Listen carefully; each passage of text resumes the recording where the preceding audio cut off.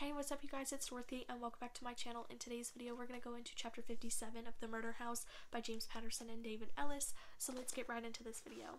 This video may contain sensitive topics and foul language. If you do not wish to continue, I suggest you click off the video now. You have been warned. Chapter 57.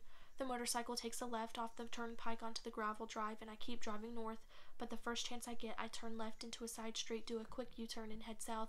I pull into the parking lot a few minutes later, my car bouncing over the uneven gravel. When I push the door open and walk into Tasty's, Noah Walker is at a corner table just getting started on a beer. He's halfway to raising the bottle to his lips when he sees me. I see the hunky, clean-cut owner, Justin Rivers, behind the counter. He gives me a soldier salute, kind of dorky. He's a looker but sort of a nerd, and I nod back. If it is Bridgehampton's finest, Noah says, taking a swig as I approach. He wears the grunge look well, t-shirt, cargo shorts, and sandals. Since his hair was cut tight while he was at Sing Sing, he looks less like Matthew McConaughey and more like a muscle-head weightlifter.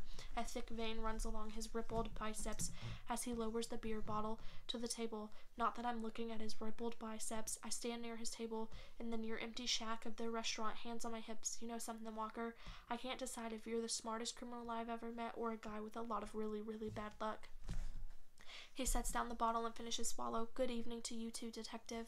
I look around the place. Only two other customers this time of night. Past the dinner rush in there at the other end of the shack. I drop two photographs on the table next to his beer. You know these women?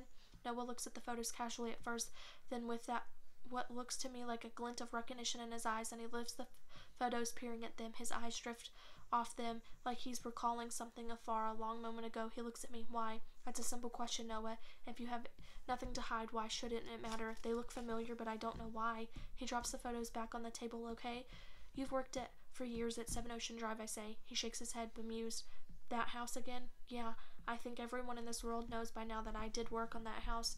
Those two girls, I say, were staying in that house in 2007. They went missing afterward. They were Yale undergrads who came up to the Hamptons, and they were never seen again. Nobody was even looking for them in Bridgehampton, and definitely not in that house. But now we know they were there. So that's two couples who stayed in that house, two couples dead. So now you're accusing me of that too? He gets up from his chair, kicking it back violently. You know something, detective? I can't figure you out either. First you ruined my life by lying on the witness stand and sending me to prison. Then you tell the judge I was framed, and I start to think you might be a human being, and now you're back accusing me of everything that's ever happened in this town. I mean, I can't even have dinner.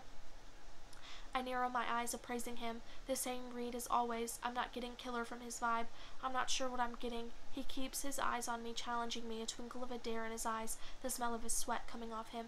There's a lot of coincidences involving you, Noah. I back away from the table, but for now, I'll leave you to your dinner. The other diners in the restaurant, getting a good eyeful, return to their meals as I pass them.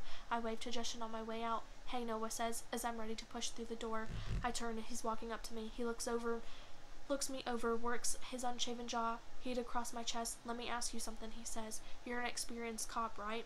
You've stared down all sorts of bad people, cold-blooded killers. I've seen my share. Do I really seem like a killer to you? He opens his arms as if to give him a clear view, the thick scarring of his palms from the crucifixion at Sing Sing. That's been my problem all along, even when certain evidence points to him, when the facts line up against him. Every time I look him in the eye, I just don't see it. There's anger behind his eyes, and he's lived rough, no doubt, but there's no rage. But is there rage? The capacity for horrific sadism, the mental switch that flips on and off, allows him to turn into a monster. I tell him the truth. I say, I'm not sure. That is the end of this video. I will see you guys in the next one. Bye.